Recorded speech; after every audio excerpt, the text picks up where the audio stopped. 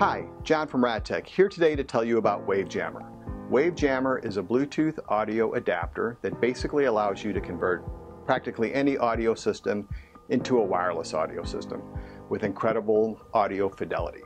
So what we're going to do, this video is going to be a compilation of everything WaveJamr. We'll cover history, prior versions, what version 5 can do, as well as how to integrate WaveJamr into the various classes of audio systems. That would be speaker docks, home stereos, bookshelf systems, sound bars, and then we'll also cover vehicles like automobiles, boats, aircraft, etc.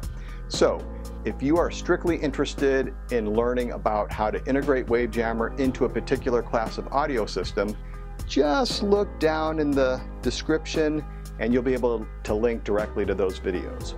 Now, if you want to hear everything about WaveJamr, stay tuned and we'll start covering it all right now. So, first up, I'd like to cover the reason for WaveJamr. Why did we create such a product? Well, the answer is pretty simple. 13 years ago, I was using my state-of-the-art laptop computer, which had fantastic video capability, but the built-in sound left much to be desired. And the sad part was, 15 feet away from me was a tremendously capable stereo system that had awesome speakers, but the only way I could connect my laptop was with a cable, and that was inconvenient. So I set about to create a method for monitoring my computer's audio on the stereo system that was in the same room with me. So 13 years ago, in all of our homes, we had these stereo systems. They were very ubiquitous. So first, WaveJamr basically consisted of a device that captured the audio from the computer, broadcast it over radio waves, which could be tuned via the FM tuner in your stereo system or on a boombox. Those were fairly prevalent at the time too. Either one had vastly superior sound to the notebook experience. So, first WaveJamr was a simple analog device, pulled its power from a USB port, had a cable that connected to the audio out port, and voila, you enjoyed your audio on a nearby FM radio basically. Next version of WaveJamr, about a year later, was a completely digital system. So it extracted power and digital audio from a USB port, so that lessened it to a single connection, and it basically did the same thing. It broadcasts the audio from the computer over the FM airwaves that could be tuned by a conventional stereo or boombox.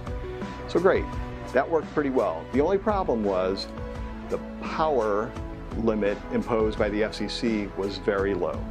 And at those power levels, it just wasn't a practical solution. It was never a commercial product. It couldn't be because the versions I built exceeded the maximum allowable power level, and so it remained just sort of a footnote in history.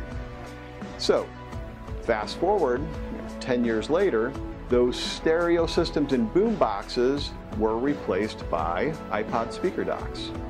Wouldn't it be nice to reimagine WaveJamr in a way that could easily be used with these things that millions and millions were sold? Everybody had one. Thought about that and decided the best way to do that was to convert WaveJamr from a transmitter into a receiver. So it simply receives a signal transmitted by your computer, and all computers are capable of this via Bluetooth. They can transmit audio wirelessly. Modern WaveJamr is a Bluetooth receiver which derives its power from the docking port on these speaker systems and injects the audio through the same port. Simple. However, version 5 has line-out capability built into the device, so it's not limited to just speaker docks. Now the device merely needs either a 30-pin docking port or a line-in or aux-in jack, and we're done. We supply power to the WaveJamr via USB to 30-pin charge sync cable, and audio flows through the device, out a jack on top, and we include a cable in the box, so connect it to anything.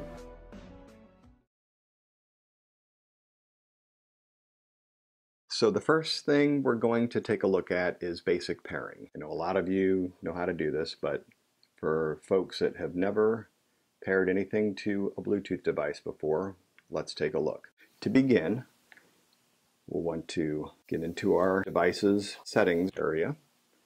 Okay, and we're going to select Bluetooth.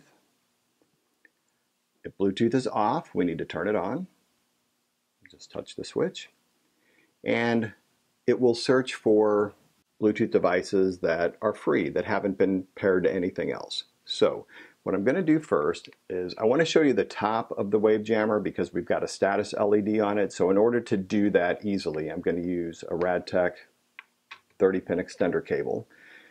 We'll connect that to our Bose dock.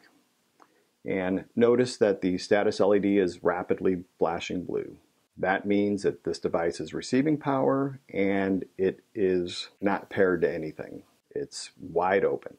So notice we see it show up in our list of devices and it says not paired. So all we need to do to pair it to it is simply touch the entry. Now WaveJamr 5 does not use a pairing code. Some devices do. WaveJamr does not. So all we need to do is simply touch it and now we get a connected. Let's go into an audio app. We'll go with the music. And if we press play, we're paired, we're playing. Again, to set our volume, let's set our device's volume at 50% and then adjust our speaker dock's volume up or down to a level that is comfortable for you at 50%. Now let's go back to our settings and we've got this WaveJamr connected.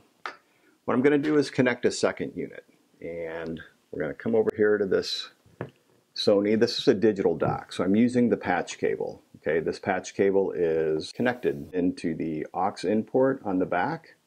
So we're going to dock that. And we see a second instance of WaveJamr appear. It says not paired. So remember, we touch to pair. And now it's connected. Back to our music app.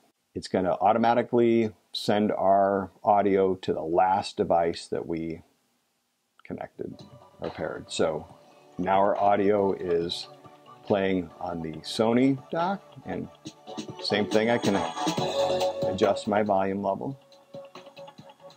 And now let's say I want to go back to this one. Well, in iOS 7, it's varies by device. We just lift up from the bottom of the screen and we get our source selector. And we can see that WaveJamr shows there.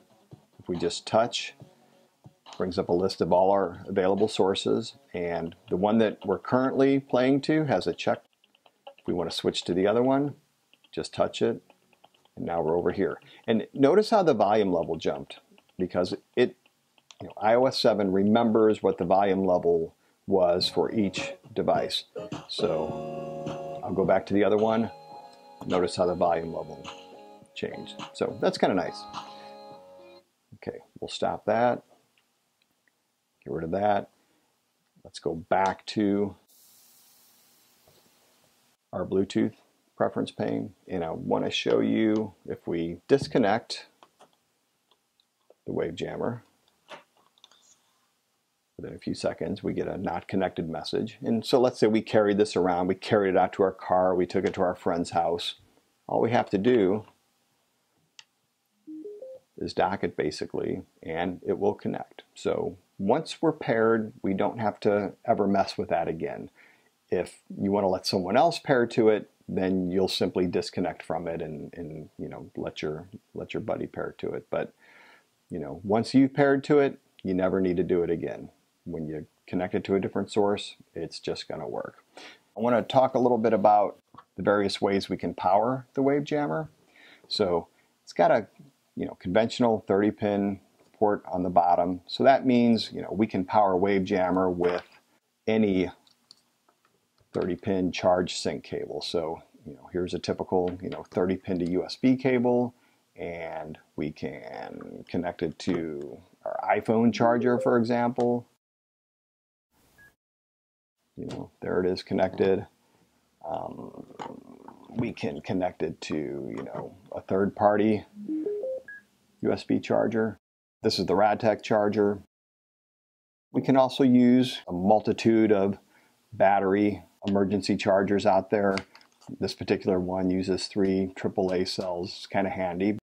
It works equally well as a power source for the WaveJamr. And WaveJamr is very efficient, so something like this would actually power it for probably several days, you know, on 3 AAA batteries. So there you go. And we can see it's connected, and if I want to confirm that everything's working, there it is. That's the one we're playing to, and we're powering it via a battery pack. So it's sort of the same idea, you know, that we can power the WaveJamr with multiple sources. You know, we've got our line out port on WaveJamr 5, so, you know, that's the real key to making WaveJamr 5 work with a multitude of different audio systems. To disconnect from it, we want to touch all the way on the right, this little icon here, and we'll get a screen that says forget this device. We do that, we get a confirmation, forget, light goes back to flashing, letting us know it is discoverable and it's not connected to anything. In this segment, we're going to take a look at using WaveJamr with a home stereo system, a home theater, a sound bar, bookshelf speaker system, basically any sort of fixed audio system. Before we get started, we need to go around to the back and make the connection. So we're going to grab our WaveJamr, and in this case, you know, there's no docking port on a system like this, so we're going to use the included audio line out cable. So we'll go ahead and make that connection. Got a port on top of the WaveJamr. In the other end, this particular system has a 3.5 in, so we merely need to connect to that port. And if your system has a 3.5 in, by all means use it. But if your system does not, if it has a conventional RCA jacks, this one happens to have both, we're going to use the accessory cable. This is a female 3.5 to dual RCA, and we'll just connect our included line out cable to that, and then connect our RCA jacks. Really simple, red to red, white to white, sort of the universal color scheme for left and right. And then what's left to do is to power the WaveJamr. Now this is very easy to do. All we need is just a typical USB to 30-pin charge and sync cable. And I know lots of folks have lots of these laying around. We have them available as well. This happens to be a 2-meter cable that we have. It's nice if your outlets are distant and you need to cover some ground, so this gives you, you know, over 6 feet of cable. And we simply, you know, make the connection to the WaveJamr's 30-pin port, and then the other end is going to connect to our USB power supply. So, and you can use any USB power supply, but just one note here, power supplies vary in terms of how the voltage is regulated, how it's filtered, and that can have an effect on how the audio sounds. Not so much on how the audio sounds, but what kind of noise you have when it's quiet. So the Apple AC to USB chargers, they work very well. The RadTech line of DC and AC chargers, they're made with audio in mind, so they're nice and filtered, delivered a very stable, quiet output. So we merely, you know, make the connection to the USB charger, plug it in, and we're all set. So, you know, these cables, you can wind them up neatly and just sort of, you know, tuck them behind your system. One thing you might want to be cognizant of is, you know, Bluetooth uses antennas, so we generally, you know, to maintain the best range possible, we don't want to surround the WaveJamr with a bunch of metal. Metal blocks, you know, radio waves, so we want to keep it, you know, somewhat out in the open. Behind the system like this is fine. But, you know, if you were thinking about maybe stuffing it inside this, you know, base port or something like that might not be the best idea. You can certainly experiment, and if it affects your range, simply move it. Okay, so that's the basic connection. Now I want to show you something that is kind of neat that you might want to do. And we'll just go ahead and remove everything. What I've done on this particular system is I've simply purchased an inexpensive sort of universal dock, and I've attached it via some double stick tape right to the top of my subwoofer cabinet here. And what's nice about that is we can pop the WaveJamr right on that, and this is great if maximum range is desired. With the WaveJamr out in the open, no problem getting 50 feet or more of open air range. So when you do something like this, you'll need to make two connections to the actual dock. So the dock has a line out port. We'll go ahead and we can use our included line out cable. I've also added a little cable clip here. This is called the cable drop. We sell these as well. We make our audio connection. Again, if you had only RCAs, just use the RCA adapter.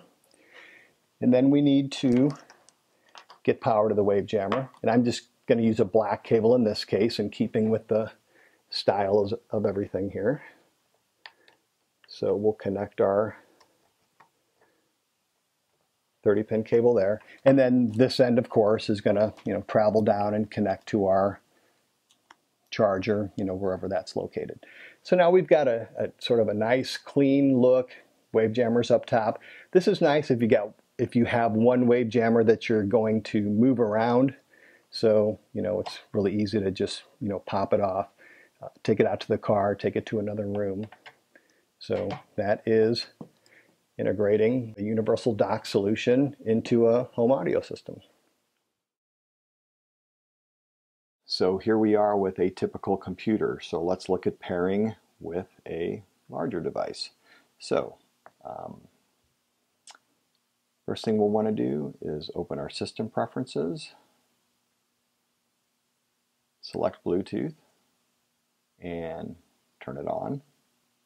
Okay, we'll go ahead and dock our WaveJamr, and just like the smartphone, we're going to get a list of devices here, and we may actually see a lot of things sort of pop into this list.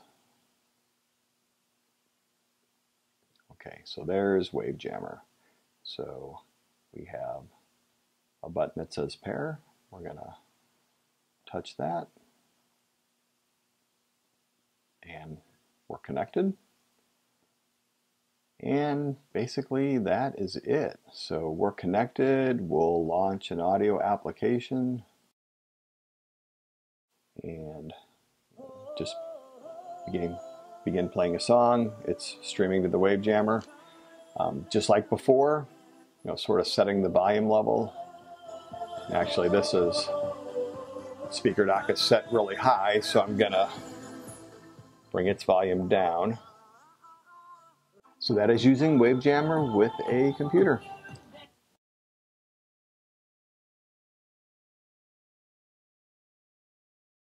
Okay, let's look at what's involved with integrating WaveJamr into an average vehicle's audio system. So, the components we need. First off, we need the WaveJamr and the included patch cable, any USB-based automotive charger, and then just a typical USB to 30-pin charge sync cable. We purposely selected this vehicle because of sort of the awkward layout of things. This is our aux in port, and it's a long way to the cigarette lighter or auxiliary power port, but we can still do a really good job with this. So with our included patch cable, we're going to use the 90-degree end into the audio in port. Next, we connect the other end to the line out on the WaveJamr, and then we want to, kind of route this cable neatly. And we've got a cubby down here, but of course we could tuck WaveJamr into any space that's convenient. But we're going to use this cubby because it's here and it's and it's easy. On the other end, we're going to power WaveJamr with our typical USB to 30-pin cable. Okay. And what I'm going to do is I'm going to tuck the WaveJamr and this cable into the cubby, and it'd be really nice if I could mount it against the side. It doesn't take up much of my cubby space, and it would allow this cable to make a nice sort of clean run down the dash. And the easiest way to do that is to just use a piece of tape. Now you can use, some foam tape or something better, but for the purposes of this demo, we'll just use a loop of typical clear packing tape. We'll get that cable routed nice and tight. Stick the WaveJamr to the side of the cubby. Then all we need to do is connect our USB charger to our power port and plug the other end of the charge cable into that and route the cable neatly. Okay, we've got everything wired up, so now we're going to go ahead and demonstrate how we connect our device, in this case a smartphone, to our newly wireless car audio system. So we're demonstrating on Apple iOS 7 in this case, pretty similar for just about every device you encounter. So we're going to go into our settings area and Bluetooth. If Bluetooth is off, turn it on.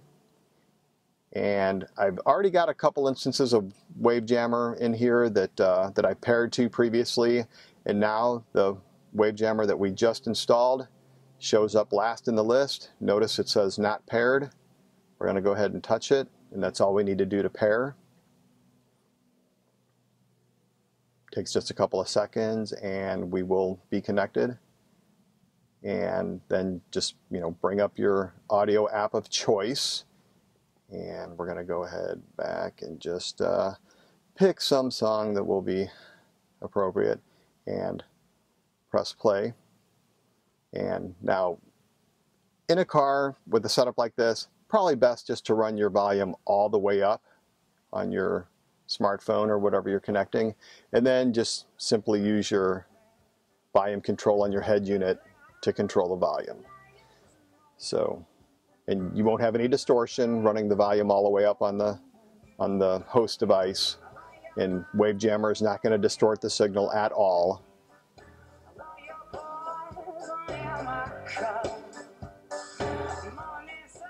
So we've moved over to another vehicle, and I just want to point out the Bluetooth icon in the menu bar.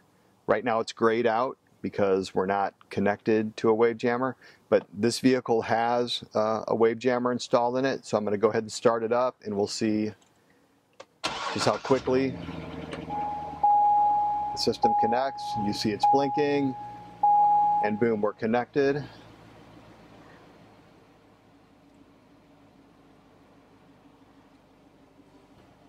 So we start our audio and we're good to go again. So this was just to demonstrate that multiple WaveJammers installed in multiple vehicles or places, when you get within range, your device will just automatically reconnect to them.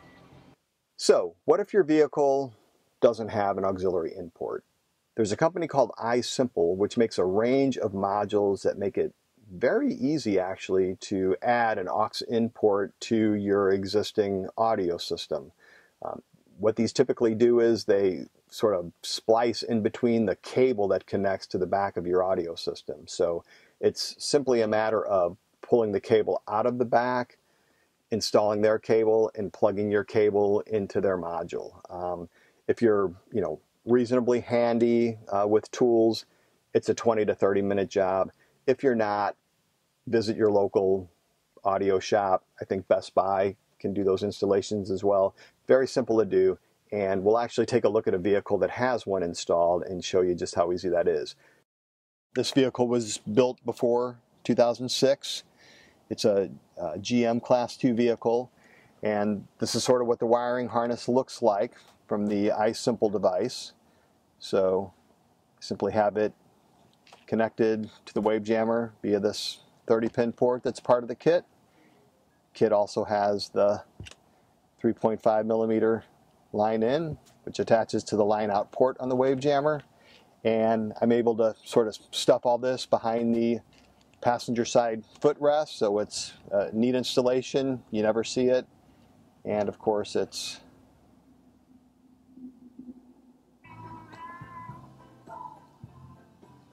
just works. And we'll adjust our volume from our head unit. Remember, we keep the volume on our device all the way up, and do all the volume adjustment from the head unit. And that is using WaveJamr in a vehicle without an aux in port.